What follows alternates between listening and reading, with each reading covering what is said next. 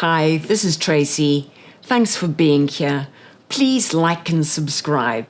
It really helps the channel. I have a problem with films I love.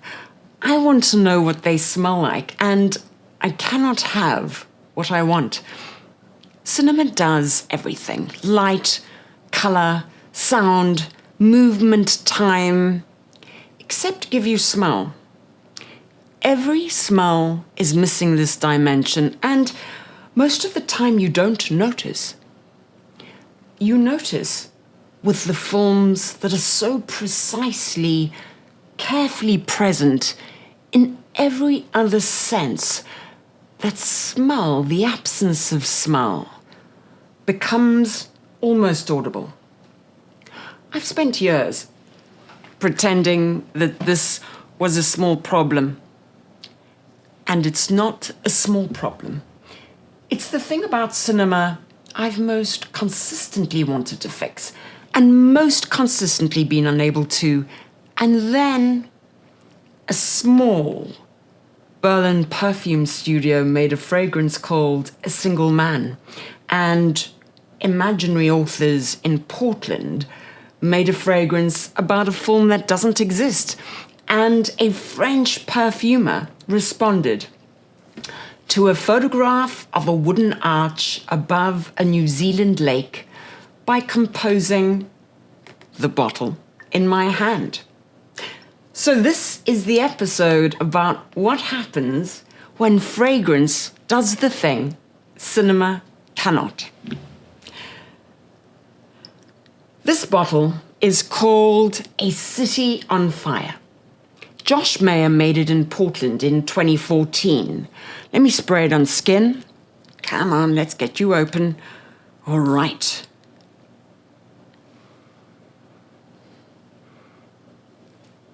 It smells like cade oil and smoke and something that might be the inside of a specific building in a specific decade. It's named after a film that doesn't exist. In fact, every imaginary author's fragrance is named after a fictional book or film. The house's entire project is the translation of narrative into smell, the creation of objects that tell stories only smell can tell. This is one approach to the question. Another approach is Moth and Rabbits. Moth and Rabbit, a Berlin studio founded in 2016, made a fragrance called A Single Man. And it's explicitly named for the Tom Ford movie made in 2009 based on the Christopher Isherwood novel. It smells of cedar and tobacco and a mid-century masculinity accord that's warm and elegiac simultaneously, like a room where somebody's been, but they're not going to return. Whether this is what the film would smell like if film could smell, I can't say with certainty. I can say it produces in me the same quality of melancholy the film produces. Whether that's the formula or my projection, I'm genuinely unsure. This is, I think, the right condition for an act of art. Cinema has tried repeatedly and somewhat desperately to incorporate smell into the film-going experience. Smell-o-vision in the late 1950s, odorants pumped through theatre ventilation systems, timed to scenes in the film, was technically interesting, financially catastrophic, and quickly abandoned. John Waters distributed scratch and sniff cards called Odorama for polyester in 1981, which is camp and funny and a joke about the idea rather than a serious attempt at the idea. None of it worked because smell added to a film is always supplementary, always an addition to the primary experience, and always slightly awkward, always arriving a little late. What Moth and Rabbit and imaginary authors understood is the reversal. Don't add smell to the film. Let the film be the reference and build smell as the primary object. The fragrance is not an accompaniment, it's the translation. You hold the bottle, you smell it, you remember or discover the form. The sequence is reversed. The smell is the original, the image is the memory. This is Vanilla Shot by Olfactive Studio. The photograph that inspired it exists. Martin Hill, a New Zealand environmental artist, made an arch from pieces of wood above Lake Wanaka. The slender curve of the arch evokes the shape of a vanilla bean.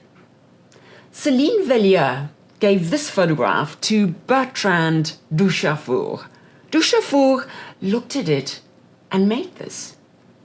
Let me spray it on skin.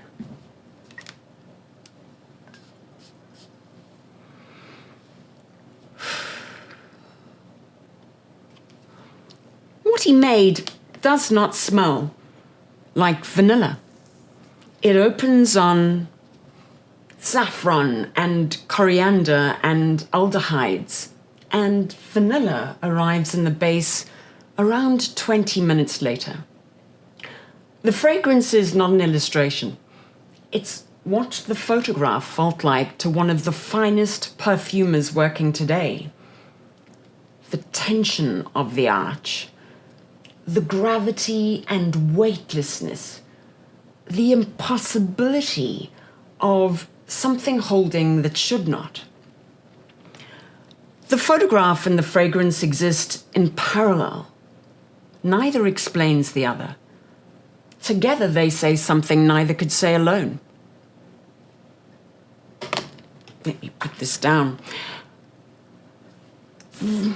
There are two models here. A City on Fire, the film doesn't exist. The fragrance is the original narrative. Vanilla Shot, the photograph exists. The fragrance is the translation.